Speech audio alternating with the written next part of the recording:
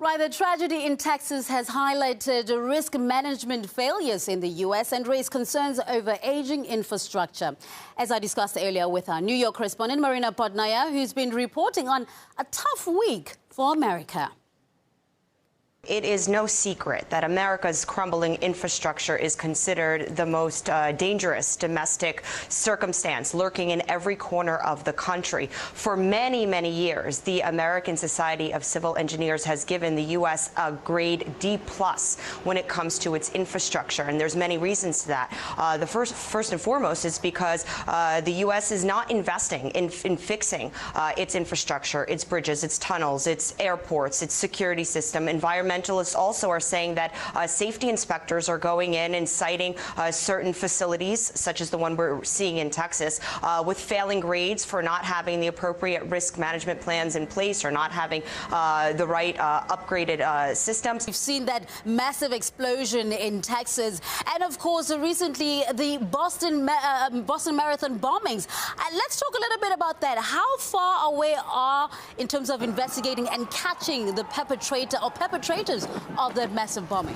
What federal officials say so far is that they are zeroing in on finding a man who that they saw in surveillance video that dropped a bag shortly before the bombs ignited. It's been quite a dark week for the United States. You know, in Texas we see a scenario where it looks like a nuclear bomb was set off, and then in Boston it was similar to an IED bomb, you know, set off. One that you know, Iraq and Afghanistan is quite familiar with. According to officials, including Secret Service and the FBI, there was a letter that was sent to President Obama, but it was intercepted on Tuesday, and that letter allegedly had ricin in it, which is a poisonous ingredient.